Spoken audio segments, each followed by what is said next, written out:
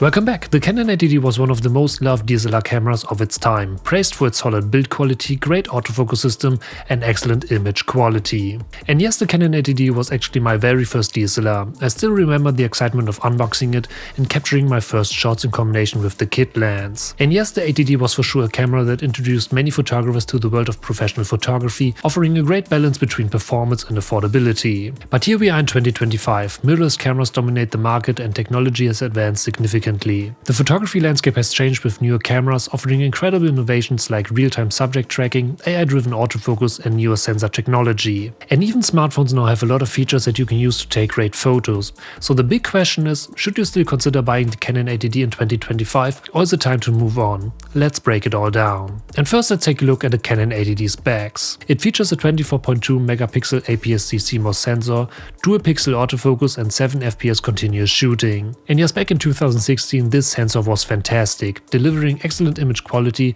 with vibrant colors and a solid sharpness. And even today it still holds up, but new cameras have made significant advancements in dynamic range, color science and low light performance. On top, shadows retain more detail, highlights are better preserved, and higher ISO settings introduce less noise in modern sensors. Even the dual pixel autofocus is still usable in 2025. It offers smooth and reliable focus during both photography and video recording. However, mirrorless cameras now offer a way better subject tracking, including specific settings for detecting people, animals and cars. They can easily lock onto a subject eye and track movement simple and fast, making getting sharp images way easier. As for the 7 FPS continuous shooting, while decent for casual photography, it's no longer competitive, especially if you want to capture fast-moving subjects, because many entry-level DSLMs now offer 10 FPS or higher with advanced tracking. But yeah, at the end of the day it depends on what you want to do. On the video side, the 80D records 1080p up to 60 FPS, so no 4K. In a world where 4K and even in some cases 8K are becoming the norm, this is a huge downside for video shooters. For sure, don't get me wrong here, 1080p is still usable and perfectly fine, especially for social media content or casual filmmaking, but if video is your focus, a newer camera is a much better choice. Because modern cameras not only offer 4K resolution, but also higher bit rates, better codecs and improved color depth,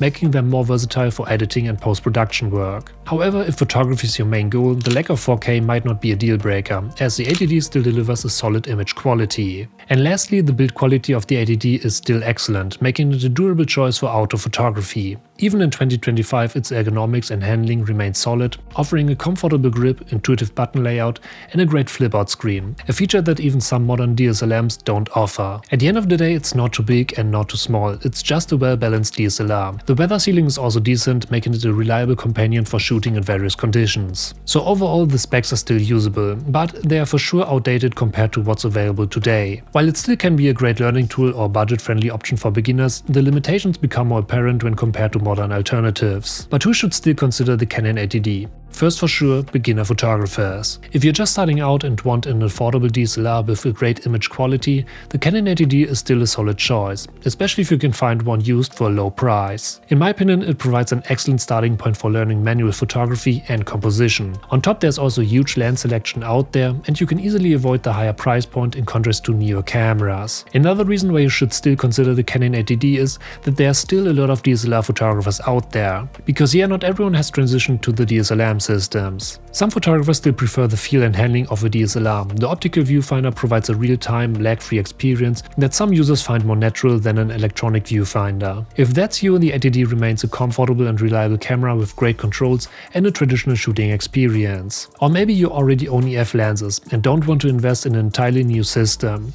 In this case, the 80D allows you to keep using them without any adapters. This is especially important for those with a collection of high-quality EF glass, as replacing lenses can be a significant investment. However, don't forget the EF to RF adapter, which is absolutely fantastic. But even my transition from the EF to the RF mount wasn't that cheap. Additionally, the used market for EF lenses is huge, offering affordable options for those looking to expand their kit. And last but not least, if you're not chasing the latest specs and simply wanted a reliable camera for personal projects, family photography or travel, the 80D can still deliver excellent results. The flip-out screen is great for a variety of photography genres, and the camera's durability ensures it can withstand regular use. But of course, there are several several reasons why you might want to look elsewhere. And first, no 4K video. In 2025, 4K is standard, even in budget cameras. So if you plan to do serious video work, the lack of 4K makes the ATD a tough sell. Basically, even affordable mirrorless options now offer high quality 4K recording with better autofocus, color depth, frame rate options and improved IBIS. Additionally, newer cameras feature higher bit rates, better dynamic range and enhanced low light performance, making them more capable for video productions. While 1080p is still fine for casual content creation, professionals will find the ATD's video capabilities limiting in comparison to today's options. Another aspect that we need to talk about is the autofocus. While the dual pixel autofocus is still good, newer mirrorless cameras feature AI-powered tracking and an improved low-light performance.